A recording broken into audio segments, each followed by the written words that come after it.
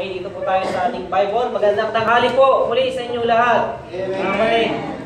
Tumayo po tayong lahat para sa pagbasa ng salita ng Diyos. Dito po sa Matthew chapter 14, verse 22. Matthew chapter 14, verse 22. Matthew chapter 14 and verse 22.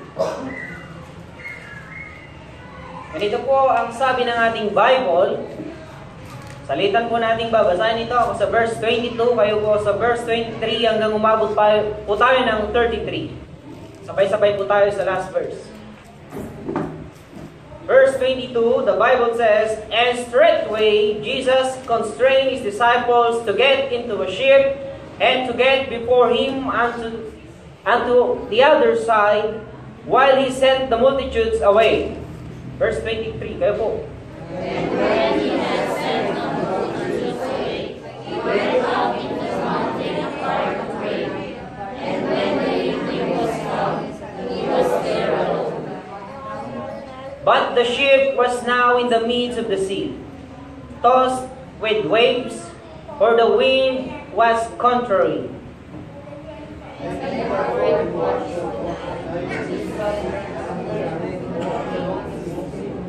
And when the disciples saw him walking on the sea, they were troubled, saying, "It is a spirit," and they cried out for fear.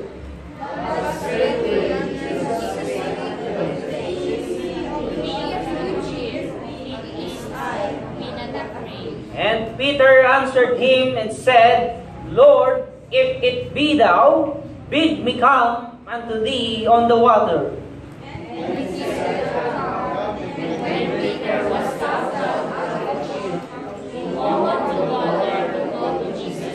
But when he saw the wind boisterous, he was afraid, and beginning to sink, he cried, saying, "Lord, save me." And immediately Jesus stretched forth his hand, and caught him, and said unto him, "Pull down into the deep, wherefore bist thou come?" And when they were come into the ship, the wind ceased. When they that were in the ship came and worshipped him, saying, "Of a truth, thou art the Son of God." Maraming po tayo, dakilang Diyos na banal na sa langit.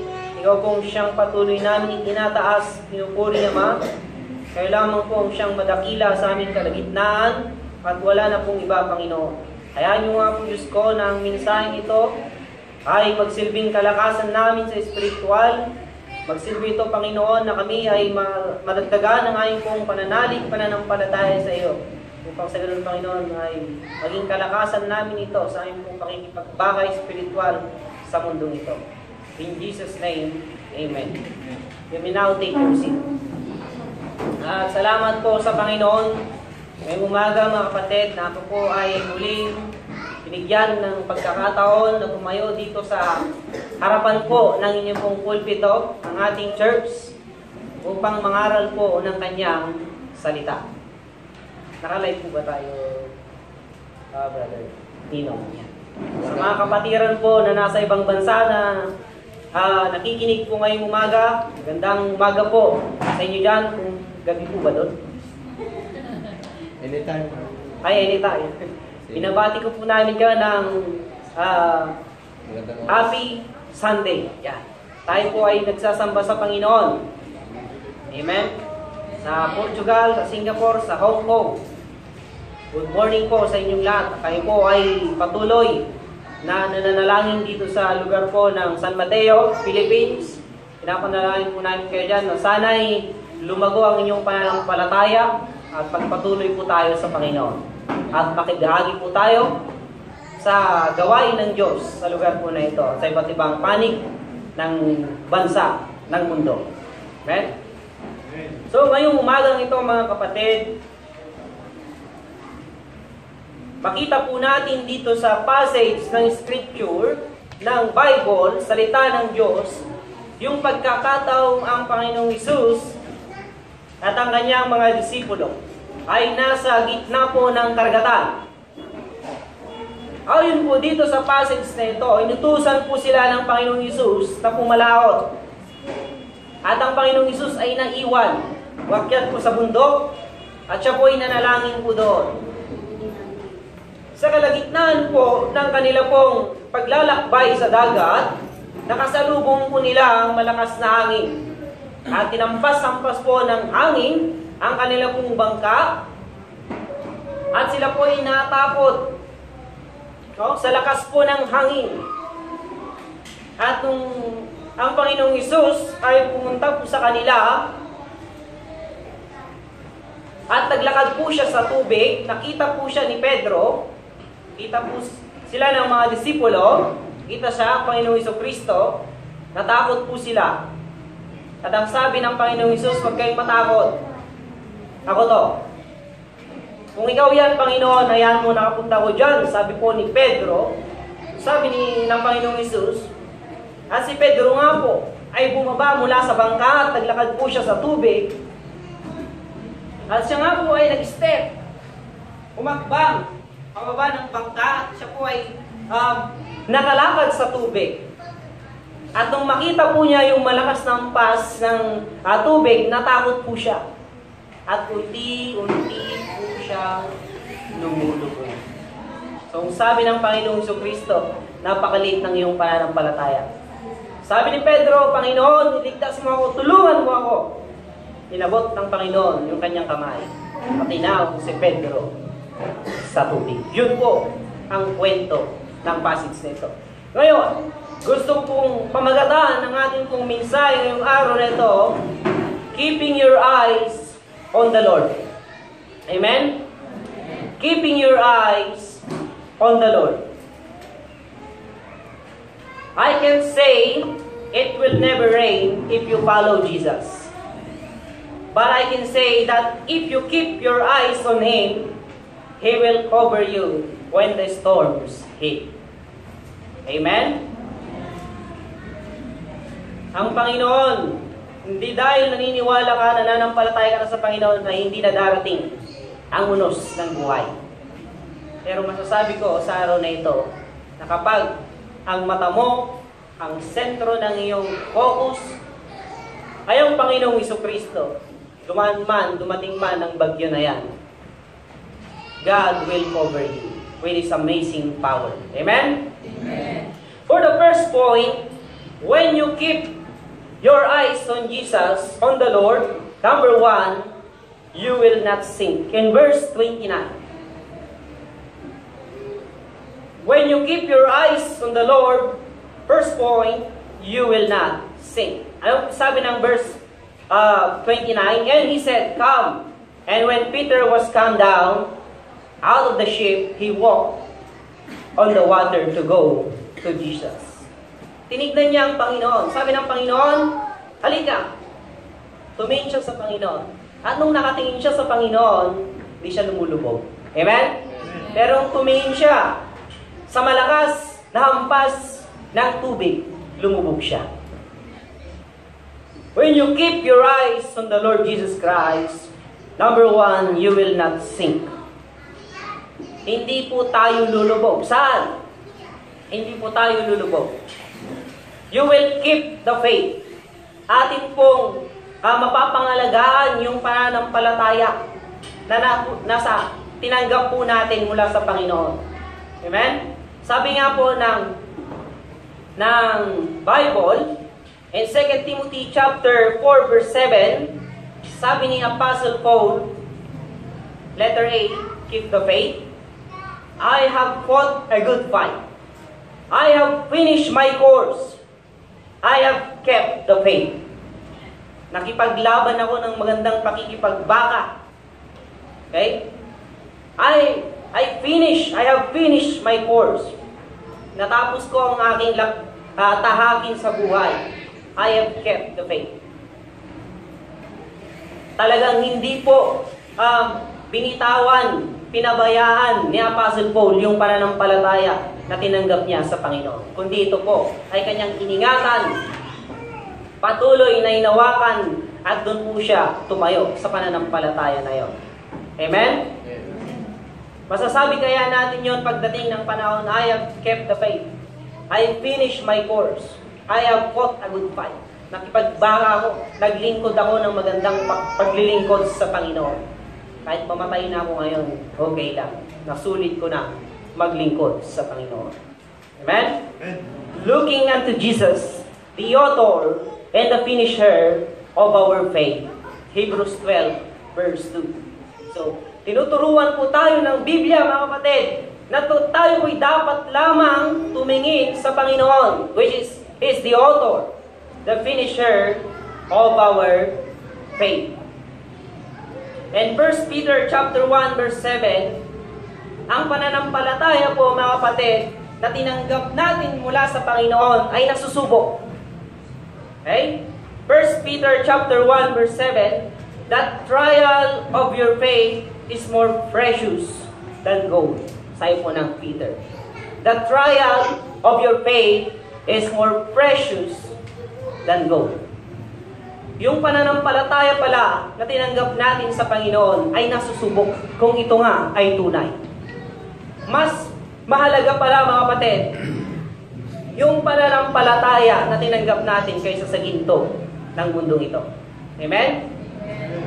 Bakit? Kasi by faith, by the grace of God, through faith, we are saved. Amen? Amen. Kaya pala sabi ng Bible, no, more precious than gold. Yung faith na tinanggap natin is more precious than gold. Trial, nasusubok po yung pananampalataya na yan. Kung iyan nga ba ang pananampalataya na yan sa Panginoon ay tunay. No? Susubukin po tayo ng Panginoon. At kung nagpatuloy ka, na-test yung pananampalataya, nagpatuloy ka, masasabi natin na yung pananampalataya mo ay tunay at buhay yung pananampalataya na yan. Amen? Pero kung ikaw,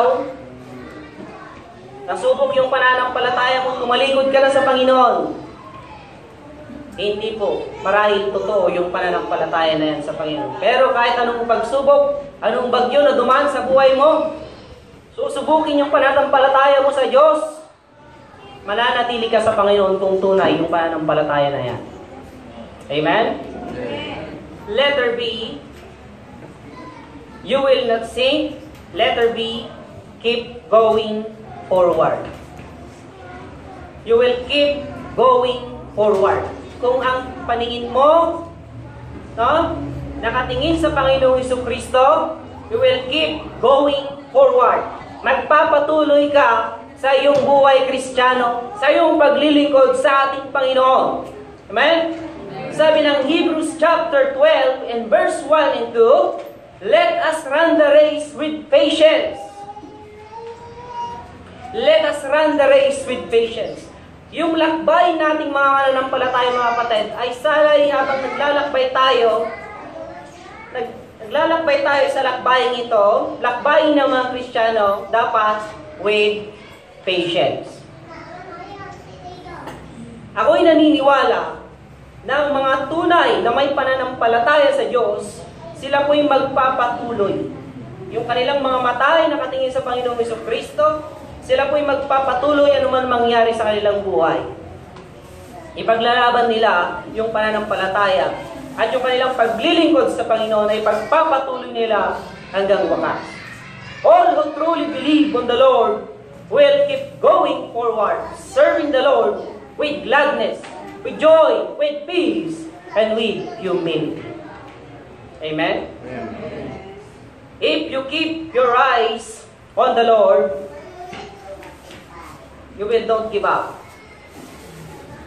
You don't give up on the Lord. In Joshua chapter 24 verse 15, tingnan nga po natin, kung tayo po ay nakatingin lamang sa Panginoong Jesucristo, hindi po tayo hihinto sa Panginoon. Amen? Amen. Pero kung ang tinignan mo ay tao, pwede kang huminto sa Panginoon. Meron nga pong isang kwento na yung isang mananampalataya daw, sabi niya, Pastor, mag-iba na ako ng church. Alis na ako sa church natin. aalis na daw siya. Sabi ng pastor, teka lang kapatid, bago ka aalis, may papagawa muna ako sa'yo. Pag nagawa mo yun, pwede ka nang umalis. So, ang ginawa daw ng pastor, pakuha po siya ng isang tasang tubig, punong-puno ng tubig, maapaw, sakto lang. Okay, hawakan mo to. Ikutin mo ang buong church. Wala dito, hanggang doon. Ikot ka. Kapag walang natapong tubig mula sa baso na yan, pwede ka nang umalis. Yan. So, ang ginawa po ng member ng church, ginawa po niya yung sinabi ng pastor, umikot siya, dahan-dahan, talagang iniingatan niya yung baso. Tinitignan niya, iniingatan niya na walang matapon. At yun nga po mga kapatid, naikot niya yung buong church, walang, yes pastor, walang natapon, pwede na akong umalis. Okay, lesson. Mag-focus ko kasi sa Panginoon. Huwag mong titignan yung mga nakakatisod sa iyo. Natitisod daw eh. Sa Panginoon ka tumingin, huwag kang tumingin sa tao. O yan, nagawa mo. Walang natapon. Kung sa Panginoon ka lang titingin, hindi ka matitisod. Amen? Amen. Magpapatuloy ka sa Panginoon. Don't give up on the Lord. Sabi ng Joshua chapter 24 verse 15. Ayan. Joshua chapter 24 and verse 15. Marami kasing mga tao dito mga kapatid na akala nila ay pag naglingkod ka sa Panginoon ay napakasama. Amen? Masama bang maglingkod sa Panginoon? Hindi. Amen? Amen. Hindi po masama maglingkod sa Panginoon. Anong sabi po niya yan? Verse 15. Joshua chapter 24 verse 15. And if it seem evil unto you to serve the Lord, choose you this day whom you will serve.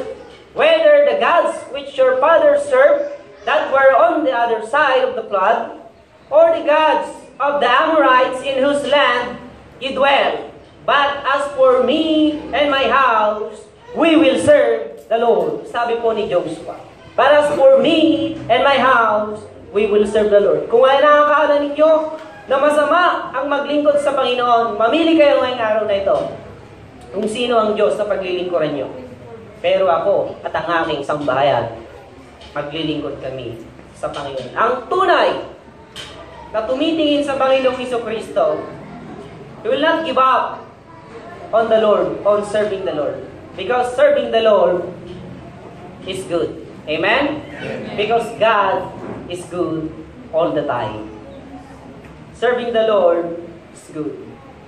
Number 2, mga kapatid, when you keep your eyes on the Lord, number 2, you will go in the right direction. Amen? Amen? You will go in the right direction. In verse 30, pabalikan po natin yung ating text po kanina. In verse 30, yan. Matthew chapter 14 in verse 30. Sabi po niya, but when he saw the wind boisterous, he was afraid and beginning to sink. He cried, saying, Lord, save me. You will go in the right direction. Nakita niya sa Panginoon ang tinitignan niya nung una. Sa Panginoong Yesus lang siya na tumitingin. Pero nung iba na yung kanyang tinignan, mga kapatid, lumubog na siya. Kaya kung ikaw ay nakapokus sa Panginoong Jesucristo, you will go in the right direction. Amen? So ikaw ay nagpo-forward, nagpapatuloy ka in the right direction. Tayo po ay nasa tamang landas kung ang tingin mo ay nasa Panginoong Hesus. Kaya wag mong ibabaling ang iyong paningin sa iba. In Isaiah chapter 40 verse 31, tingnan nga po natin yung Isaiah chapter 40 verse 31. Isaiah 40 verse 31.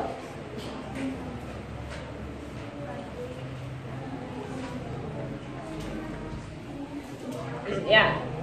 Ang sabi po niya dito, but they that wait upon the Lord shall renew their strength. They shall mount up with wings as eagles. They shall run and not be weary. And they shall walk and not faint. Okay? Forward. They shall walk forward and not faint. Okay? Yan po ang ugali ng taong mananampalataya na nakatingin sa Panginoong Jesucristo. They shall run. They shall walk and not faint. Hindi sila mapapagod na maglingkod sa Panginoon.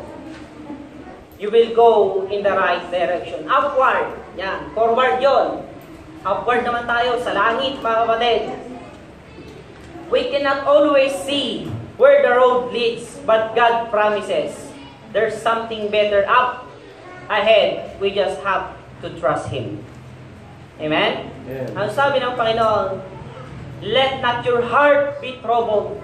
You believe in God, believe also in me. In my Father's house are many mansions. If it were not so, I would have told you, I will go and prepare a place for you. God promises there's something better up ahead. We just have to trust Him. Kailangan lang nating pagtiwalaan yung sinabi ng ating Panginoong Jesus. Jesus knows the way.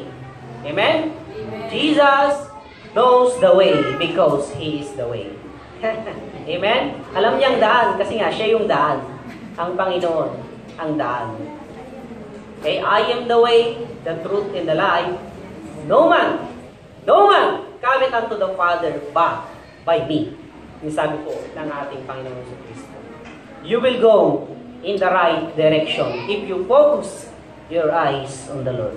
Nasa tamang landas ka, kapatid. Kung ang paningin mo, ang sentro ng puso mo, ng isip mo, ay sa Panginoon. Hindi sa katabi mo, hindi sa kapitbahay mo, sa Panginoon lang. Sabi nga ng Proverbs, mas mainam na magtiwala sa Panginoon kaysa magtiwala sa tao. Kasi ang tao minsan bibiguhin ka ng tao. Maraming pangako, nakaramihan, napapako. Pero ang Panginoon pag nangako, siguradong tutuparin niya yun sa takdang panahon. Number 3, when you keep your eyes on the Lord, you will not be afraid. Amen? You will not be afraid. Nung si Pedro po ay nakatingin sa Panginoon sa mga pagkakataong ito, wala siyang takot. Ngunit nung ibinaling niya sa iba yung kanyang paningin, nagkaroon po siya ng takot at dahang-dahang lumubog. Yan. If you keep your eyes on the Lord, you will not be afraid. Mawawala yung takot mo.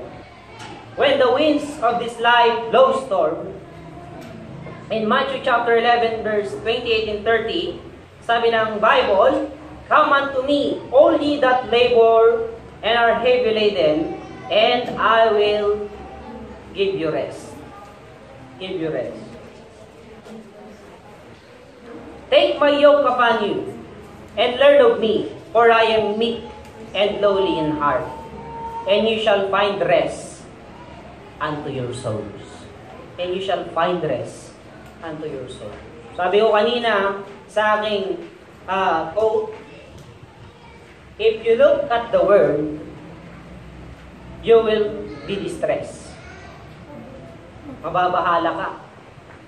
If you look within you, tignan mo yung sarili mo, maging self-centered ka, you will be depressed. Malulungkot ka lang. Kasi may marami kang mga pangarap na hindi natupad. May problema ka, bakit ganyan ang mukha mo? Bakit hanggang ngayon wala ka pang girlfriend? Bakit ang hirap-hirap ng buhay mo? Okay? Bakit maraming nagagalit sa'yo? Madidepress ka. Itignan mo yung sarili mo. But if you look at Christ, you will be at rest. Yan. Magkakaroon ka ng kapahingahan. Sabi ng Bible, no? Learn. Take my yoke upon you and learn of me. Matuto kayo sa akin. Sabi ng Panginoon, matuto kasi kayo sa akin. Hindi kayo natututo eh. For I am meek and lowly in heart. And you shall find rest unto your souls. Makakasumpong kayo ng kapahingahan ng inyong kaluluwa sa akin. Matuto ka lang sa akin, sabi ng Panginoon. Amen?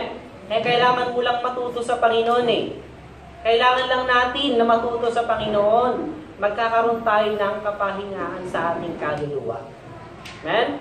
Kung ano yung pinangaral ng Panginoon, pinanalangin ng pastor yan, dapat matutunan natin. Huwag lang pumasok dito, lumabas din doon. Hindi natin natutunan yun, mga kapatid.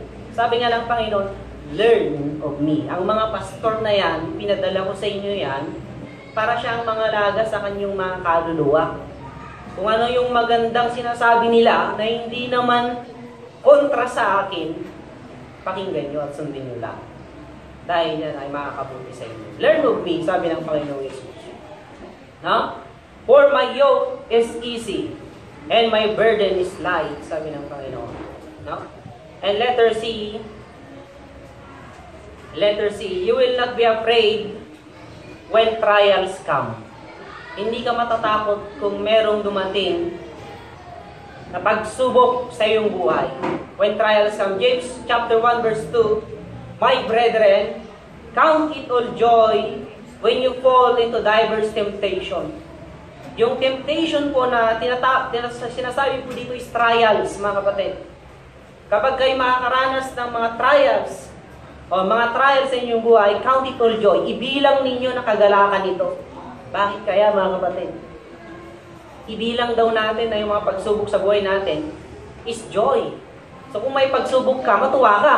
Amen? Kasi sinusubok yung pananampalataya mo. At yung pagsubok sa pananampalataya mo ay mas matimbang, mas mahalaga, more precious than gold. In our happy moments, mga kapatid, praise God. Amen? In our happy moments, praise God. Difficult moments, gagawin natin, seek God. Hanapin natin ang Diyos. Quiet moments natin, worship God. Amen? Painful moments, sa mga masasakit na pagkakataon sa buhay natin, ano gagawin natin? Trust God. Amen? Every moment, thank God. Amen? Thank God. Sabi nga ng Bible, okay? In everything give thanks, for this is the will of God. Letter D, under letter number 3, letter D, you will not be afraid when death comes. Kung dumating yung kamatayan sa buhay mo, hindi ka matatakot. When your eyes focus on the Lord. Hindi ka matatakot pagdating ng kamatayan. No? Ano sabi ng 1 Corinthians chapter 15, verse 55 to 57? Death is swallowed up in victory. Oh death, where is thy sting? Nasaan yung gita mo kamatayan? Sabi ng Bible. Oh grave, where is thy victory? Libingan, nasaan yung pagtatagumpay mo? The sting of death is sin in the law. But, thanks be to God, which given us the victory through our Lord Jesus Christ. Ang pangalawang kamatayan na pagtagumpayan na natin, mga kapatid, hindi na natin mararanasan ang second death, which is punishment, torment, in hell. Salamat sa Panginoong Hesus. Sabi ng Bible, He given us the victory through our Lord Jesus Christ. Napagtagumpayan na natin, mga kapatid, ang kamatayan spiritual. No? Kaya, kung napagtagumpayan na natin ang kamatayang spiritual, bakit ka pa matatakot? Kasi alam mo, di ka na mamamatay sa pangalawang kamatayan. Amen? Yes. Hindi mo na mararanasan ang pangalawang kamatayan. Dahil ito ay, binigyan na tayo dito ng pagtatagumpay ng Panginoon. Mamatay ka man ngayon, okay lang, that's fine. Hindi ako matatakot. Dahil sabi ng Bible, na pagtagumpayan na natin ng kamatayan, ang pangalawang kamatayan, ang kaparusahan sa impyerno. Through Jesus Christ our Lord. Number 4, nag-i-amen kayo, kaya bibilisan ko na eh. Basta nag-i-amen kayo. Bibilisan na natin. Number 4, when you keep your eyes on the Lord, you will not quit. Yan. Hindi ka mag-quit, hindi ka lalayo, hindi ka tatalikod sa Panginoon. Saan? Hindi ka mag-quit? In worshiping the Lord. Amen? In worshiping the Lord. Hindi ka titigil na magsamba sa Panginoon. No? Worship. Ano ba ang ibig sabihin ng worship? Worship. W. Wait upon the Lord. Amen? O. Offer our lives as living sacrifice. R. Rest in His presence. Hindi rest in peace, ah. Rest in His presence. S. Sing unto Him. H. Humble ourselves before Him. I. Intimacy with God. So yun yung prayer. And P. Pleasing Him. That's worship. Meron lang po siyang acronym, no? Hindi ka mag-quit na mag-worship sa Panginoon kung ang mata mo, ang paningin mo ay nakafocus sa ating Panginoong Jesucristo. Ano ba? You will not quit in praying. No? Hindi ka mag-quit sa panalangin. Sabi nga ng Bible, turn your worry into worship. Sabi ng quote, I should say, turn your worry into worship and watch God turn your battles into blessing. You will not quit in praying. If you are praying about it, God is working on it. Amen? Kung ipinapanalangin mo yung isang bagay, ang Diyos gagawa sa bagay na yon. Paano pag di mo pinanalangin? No? Siguro hindi gagawa ang Diyos sa bagay na iyong hinihiling. God speaks to those who take time to listen. Nangungusap ang Diyos sa mga nakikinig sa Kanya. Amen? And He listens to those who take time to pray. At siya po'y nakikinig sa mga naglalaan ng oras sa pananalangin sa Kanya. If you focus or if you keep your eyes on the Lord, you will not quit in worshiping the Lord, in praying, and letter C, in studying the Bible. Di tayo magsasawang, di tayo tatalikod na pag-aralan ng salita ng Diyos. Amen? Sapagkat ang sabi ni Apostle Paul kay Timothy, till I come, give attendance to reading, to exhortation, to doctrine. Kaya tinuturuan din tayo ng Bible na magbasa eh. Sabi niya, hanggang dumating ako dyan, give attendance to reading. Magbasa ka ng magbasa. Yan. Not slothful in business, sabi niya, in Romans chapter 12 verse 11, fervent in spirit, serving the Lord. Okay. Letter D, you will not quit serving the Lord. Amen? You will not quit serving the Lord. Serving the Lord, sabi ni Apostle Paul, serving the Lord with all humility of mind. Pinaglingkuran ko ang Diyos, o pinaglilingkuran ko ang Diyos, ang Panginoon, nang may kababaang pag-isip. Si Apostle Paul, napakapalinong tao yan. Abogado yan. Bakit ganito ang sabi niya? Serving the Lord with all humility of mind. So, for our conclusion, mga kapatid, when you keep your eyes on the Lord, you will not sink. You will go in the right direction. Number 3, you will not be afraid. And number 4, you will not quit. Amen? Gusto nyo ba yun? Siyempre. So, kailangan yung mata natin, lagi nating i-focus sa ating pong Panginoong Jesucristo. Tayo po'y manalangin. Kumain po tayong lahat. Aming dakilang Diyos na banal, salamat po, Ama, sa iyong salita namin pong nakita na kailangan po namin laging tumingin sa amin pong Panginoong Jesucristo upang kami, Panginoon, ay magpatuloy sa aming paglilingkod. Matapos po namin ang aming pong lakbay dito sa lupang ito. Mapaglingkod kami ng maayos, Panginoon.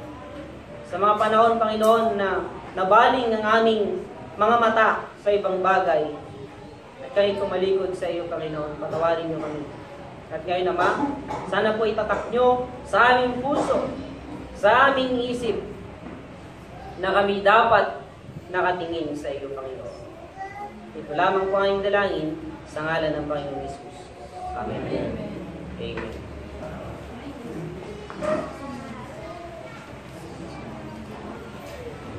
Maraming salamat.